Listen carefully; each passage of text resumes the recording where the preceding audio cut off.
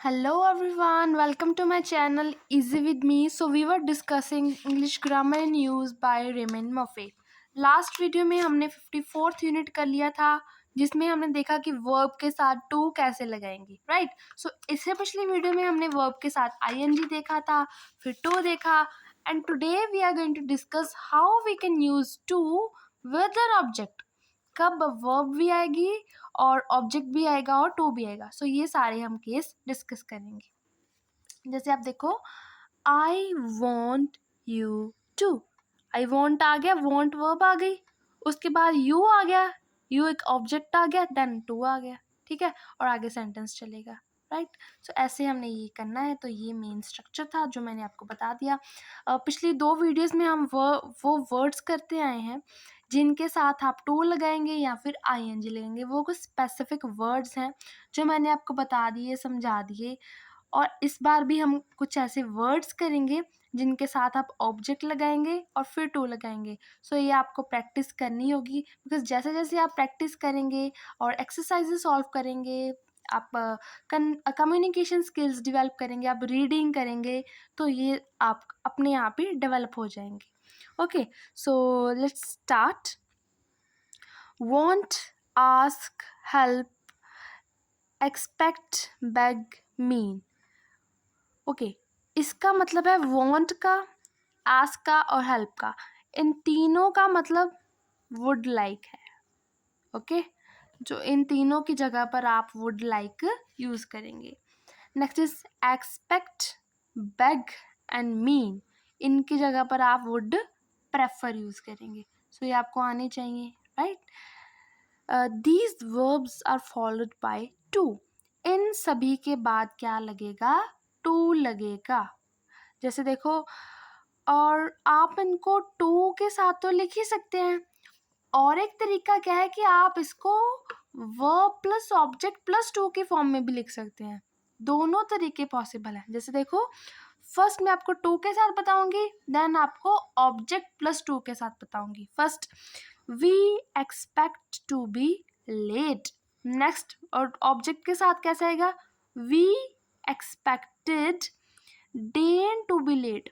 Dane जो है हमारा ऑब्जेक्ट आ गया और to be late. Similarly next, would you like to go now? क्या आप बाहर जाना भी पसंद करेंगी?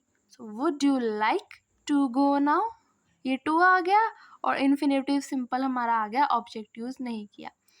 बट यहाँ पर ये ऑब्जेक्ट यूज तो किया है लेकिन पहले कर लिया है ना, ठीक है ना।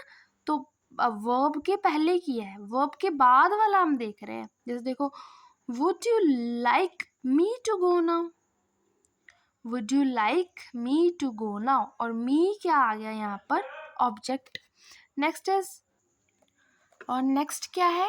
ही डजंट वॉन्ट टू नो, और यहाँ पर ऑब्जेक्ट के साथ कैसे लिखेंगे?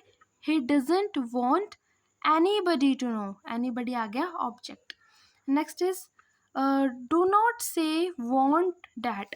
वॉन्ट एक ऐसा वर्ड है जिसके बाद आप डैट नहीं लगाएंगे। जैसे do you want me to come with you, ये नहीं लिखेंगे do you want that I come with me, come with you, और कैसे भी। So do you want me to come with you. Next is, after help you can use the infinitive with और without to. Help ऐसा word है जिसके साथ आप to लिख भी सकते हैं और नहीं भी लिख सकते। जैसे can you help me to move this table, क्या आप इस टेबल को मूव करने में मेरी हेल्प करेंगे? So can you help me to move this table, और can you help me move this table, दोनों दोनों तरीके से लिख सकते हैं। दूसरा क्या है? Tell, order, remind, warn, force, invite, encourage, pursuit, teach, enable, get और परस्यू, ये सिमिलर मीनिंग है। इन सभी वर्ब के साथ आप ऑब्जेक्ट लगाएंगे और टू लगाएंगे। जैसे can you remind me to call Sam tomorrow, क्या आप मुझे याद दिला देंगे कि कल मुझे सैम को कॉल करना है? सो कैन यू रिमाइंड मी, और फिर टू, ऑब्जेक्ट भी आया और टू भी आया। Who taught you to drive, आपको ड्राइविंग किसने सिखाई? Who taught you to drive, you object भी आ गया, टू भी आ गया। Next is, I didn't move the piano by myself. So I didn't move the piano by myself. I got somebody to help me. Somebody object आ गया, then to आ गया. उसके बाद जो said that switch was dangerous and warned me not to touch it. जो ने मुझे बताया कि ये डेंजरस है, तो ये स्विच तो आप इसको टच ना करें. सो जो said that switch was dangerous and warned me आ गया और not to touch it. Next is जब आपके पास पैसिव हो तो कैसे यूज करेंगे. पैसिव में आपको पास्ट का आ जाएगा was warned not to touch the switch. तो आपको warning मिली कि स्विच को टच नहीं करना. सो यू was warned आ गया तो पैसिव हो गया. Next is cannot use suggest with structure verb plus subject plus to. जब आपको सजेस्ट यूज करेंगे तो उसके बाद आपने ऑब्जेक्ट टू नहीं लगाना, ठीक है. आप अलग उसके बाद आप डैट लगाएंगे. जैसे Jane suggested that I ask your advice. So Jane suggested that आ गया. मी टू ये सारा कुछ नहीं आएगा. Okay. Next is after advice and allow. ये ऐसे वर्ड्स हैं जिनके साथ आप दो तरीके से लिख सकते हैं. ING object plus to. से पहले आईएनजी वाला देखो. I would advise in that hotel. मैं एडवाइस करूंगा कि आप यहाँ पर रुक जाए. सो यहाँ पर I would not advise anybody to stay in that hotel. किसी को मैं इस होटल में रहने के लिए एडवाइस नहीं करता हूँ. सो यहाँ पर ऑब्जेक्ट के साथ. यहाँ पर they don't allow parking in front of the building. Building के सामने पार्किंग अलाउ नहीं कर. They don't allow people park in front of the building. से ऑब्जेक्ट आ गया और टू आ गया. नेक्स्ट इज के साथ आप कैसे यूज करेंगे. जैसे अलाउड के साथ. Parking isn't allowed in front of the building.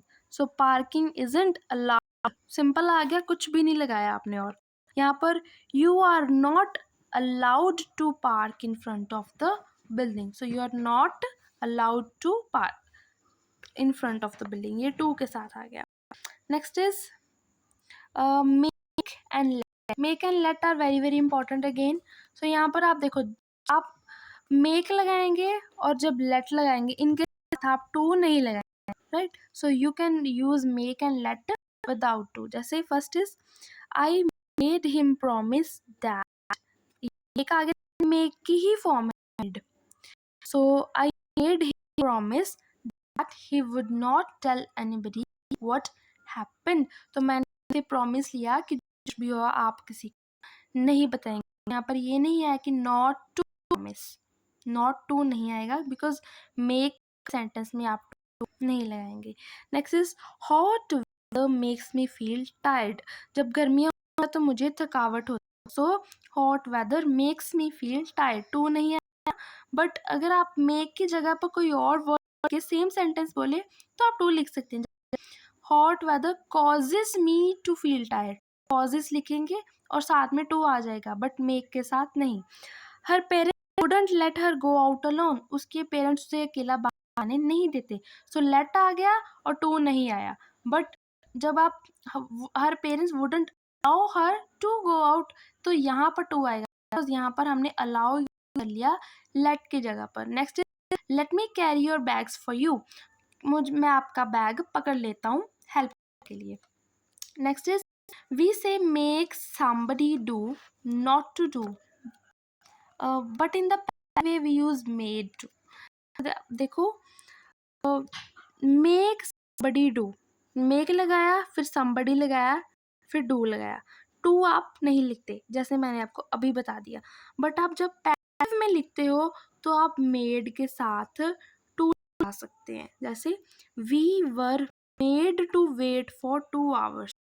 हमें 2 घंटे के लिए वेट करना पड़ा. So we were made to wait 2 hours. और आप ऐसे भी लिख सकते they made us wait for 2 hours. So the ways are possible. So इसके साथ हमारा ये यूनिट फिनिश होता है. So today we are done with unit number 55. So next video में हम 56th यूनिट डिस्कस करेंगे. If you have any query so then you can ask me in the comment section below. अगर video पसंद आए तो like ज़रूर करें and also don't to subscribe this channel, and I will meet you in the next video. So thanks for watching, and bye bye.